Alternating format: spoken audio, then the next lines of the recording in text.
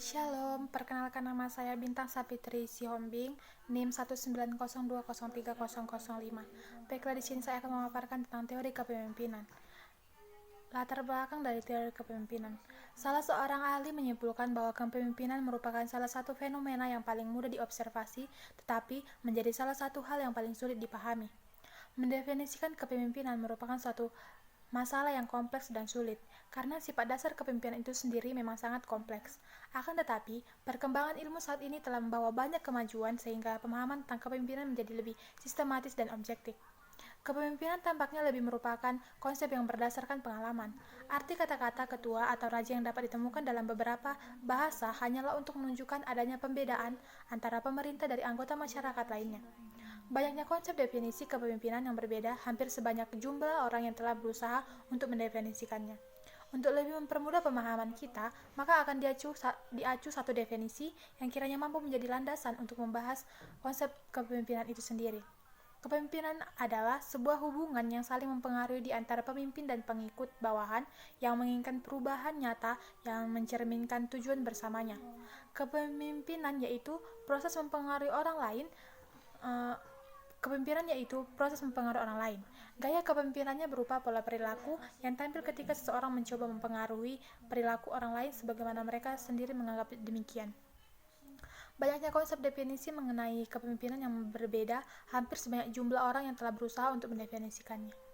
Mencakup beberapa apa yang terdapat dalam kepemimpinan, pemimpin, keinginan, tanggung jawab, tujuan bersama, dan pengikut.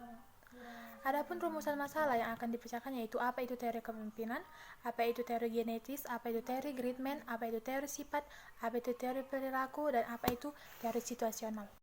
Baiklah, kita masuk ke dalam pembahasan. Yang pertama, pengertian teori kepemimpinan.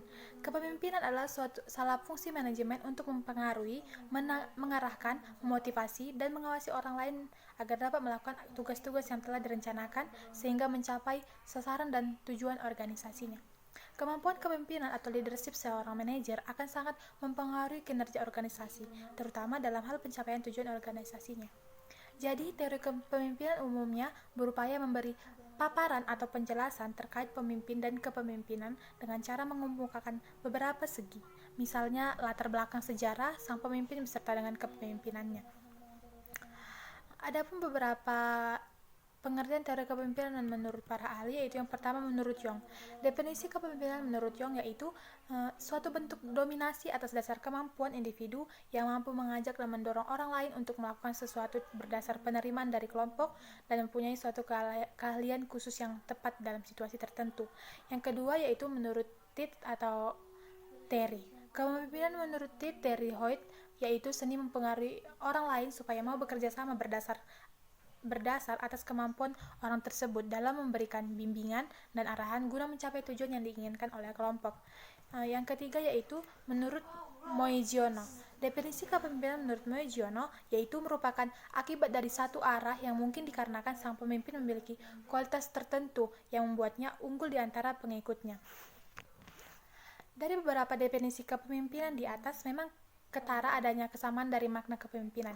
Bila disimpulkan, kepemimpinan adalah kemampuan mempengaruhi orang lain, baik kelompok atau bawahan, kemampuan untuk mengarahkan sikap dan tindakan kelompoknya, mempunyai keahlian dan kemampuan khusus pada bidang-bidang tertentu yang dibutuhkan oleh sekelompok guna mencapai tujuan kelompok.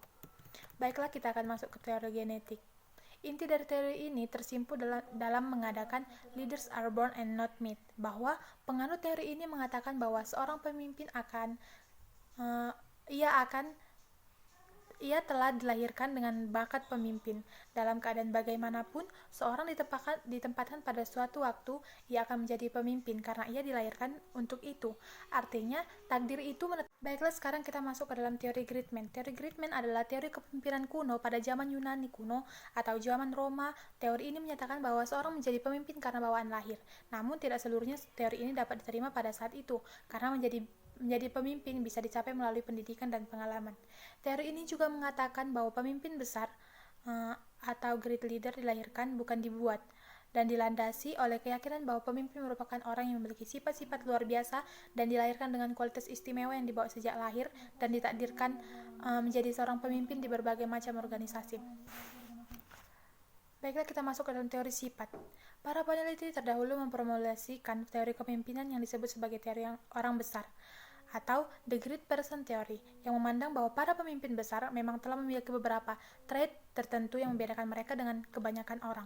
Teori ini termasuk dalam teori sifat atau trait. Trait yang dimaksud merupakan trait yang dimiliki oleh seluruh pemimpin besar, tak peduli kapan dan di mana mereka hidup, yang keberadaannya ada dalam derajat yang lebih tinggi dari kebanyakan orang.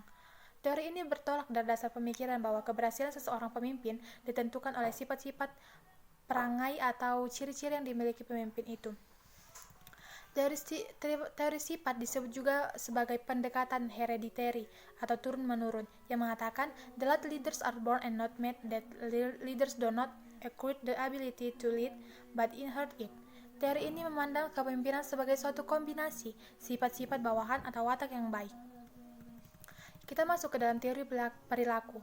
Teori perilaku adalah teori yang menjelaskan bahwa suatu perilaku tertentu dapat membedakan pemimpin dan bukan pemimpin pada orang-orang.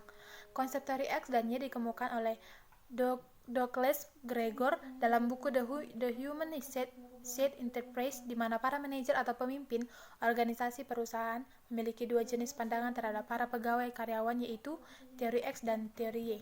Teori X ini menyatakan bahwa dasarnya manusia adalah makhluk pemalas yang tidak suka bekerja serta senang menghindar dari pekerjaan dan tanggung jawab yang diberikan kepadanya.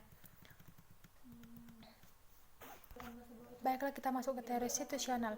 Kepemimpinan situasional adalah a leadership contingency theory that focuses of followers leaders maturity. Inti dari teori kepemimpinan situasional adalah bahwa gaya kepemimpinan seorang pemimpin akan berbeda-beda tergantung dari tingkat kesepian para pengikutnya. Baiklah, kita masuk ke dalam kesimpulan, yaitu pemimpin pada hakikatnya adalah seorang yang mempunyai kemampuan untuk mempengaruhi perilaku orang lain dalam kerjanya dengan menggunakan kekuasaan. Kepemimpinan merupakan suatu proses mempengaruhi perilaku yang menjadi panutan interaksi antar pemimpin dan pengikut serta pencapaian tujuan yang lebih real dan komitmen bersama dalam pencapaian tujuan dan perubahan terhadap budaya organisasi yang lebih maju. Dalam suatu kepemimpinan tentu menganut beberapa teori yang mendasarinya, di antaranya Great Man Theory, teori sifat, teori perilaku, kepemimpinan situasional, dan kepemimpinan karismatik. Baiklah, sampai sini pemaparan tentang teori kepemimpinan saya ucapkan terima kasih. Shalom.